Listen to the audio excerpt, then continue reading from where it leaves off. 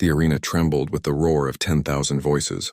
Beneath the twin suns of Carthion Prime, the Galactic Council had gathered for what they called justice, but what others whispered was nothing more than cruel spectacle. In the center of the obsidian pit stood a small figure, no taller than a Viridian youth, with skin pale as moonstone and eyes that reflected the amber light with defiant clarity. Liam Cross was only 12 cycles old by human reckoning. He had been traveling with his parents aboard a civilian transport when pirates attacked. The Galactic Council had captured the raiders, but the boy, found hiding in the cargo hold, became an inconvenience. A human child, lost and alone with no proof of identity and no family to claim him. The Council's solution was as ancient as it was brutal: trial by beast. "Let the creature decide his fate," proclaimed Overseer Thalvex, his crystalline voice echoing across the arena. "If the human possesses worth, he shall survive. If not, the galaxy loses nothing." The crowd erupted in approval. Humans were still new to the galactic stage. Barely a century since first contact. They were seen as weak, soft things. Their bodies fragile, their lifespans brief, their worlds easily conquered by those with superior technology. What value could one human child possibly hold? From the shadows of the holding pen beneath the arena, Razar heard the pronouncement. The beast's 6 eyes flickered open, each pupil dilating as ancient instinct stirred. Razar was no ordinary predator. Standing 4 meters at the shoulder, covered in scales that shimmered like liquid mercury, with claws that could rend starship hull plating, he was the apex predator of Draconis 7.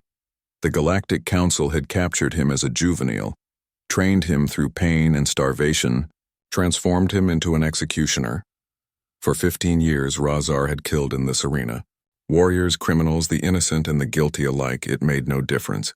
When the gates opened and prey stood before him, he killed. It was all he knew. The gates began to rise with a grinding screech of metal against stone. Liam's heart hammered in his chest, but he refused to run. His father had taught him that running from a predator only triggered the chase. Instead, the boy stood straight, fists clenched at his sides, and waited. Razar emerged from the darkness like a nightmare given form. The crowd's cheering reached a crescendo. The beast's nostrils flared, tasting the air, detecting the sharp tang of human fear sweat mixed with something else, something that gave him pause, determination. The boy wasn't fleeing. He wasn't screaming. He simply stood there, meeting Razar's gaze with those strange, forward-facing eyes that marked humans as predators in their own right. Razar circled slowly, his massive claws clicking against the obsidian floor. The boy turned with him, maintaining eye contact. In all his years, the beast had never encountered prey that behaved this way. The condemned usually ran or begged or collapsed in terror. This small creature did none of those things. "I know you can understand me," Liam said quietly, his voice steady despite his fear. "They've trained you to kill, haven't they? Just like they tried to break me on the ship. But you're not just a monster. I can see it in your eyes." Razar's approach slowed.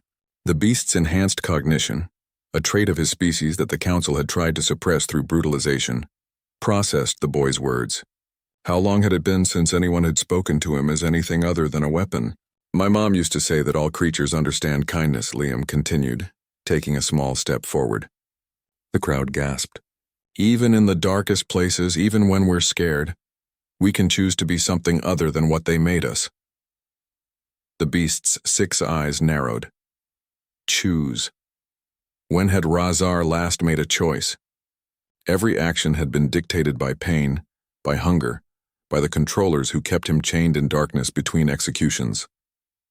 But now, in this moment, with this strange, small human standing before him with tears streaming down his face but courage in his stance, now there was a choice. Razar could kill.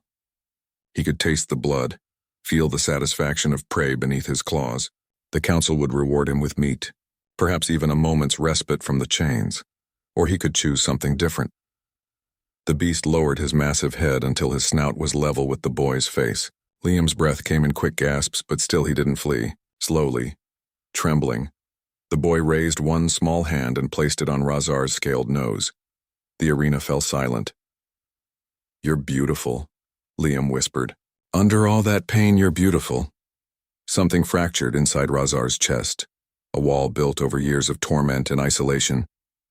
The beast felt the warmth of the boy's hand. saw the genuine wonder in those human eyes, and for the first time in 15 years, he remembered what it felt like to be seen as something other than a monster. The beast released a low rumble, not of aggression but of something closer to sorrow. Then Razar did something that sent shockwaves through the entire assembly. He turned away from the boy, faced the council's observation box, and roared. It was a sound of defiance that shook the very foundations of the arena. Overseer Thalvex leaped to his feet. "Handlers, activate the pain collars. Make the beast obey." But Razar had endured pain for too long. One more time meant nothing. As electricity coursed through his body, the beast stood his ground, placing his massive form between Liam and the council, shielding the boy with his own body. The crowd's bloodlust transformed into something unprecedented. Awe. They had come expecting death and found something far more powerful.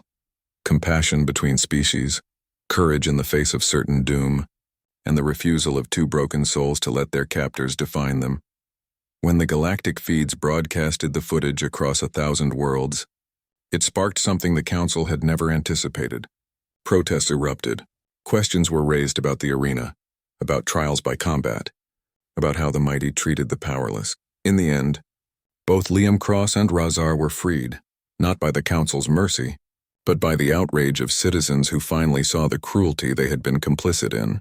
The boy and the beast left Carthion Prime together, bound by a moment when they chose kindness over violence, connection over isolation. The galaxy would never see humans or any species quite the same way again.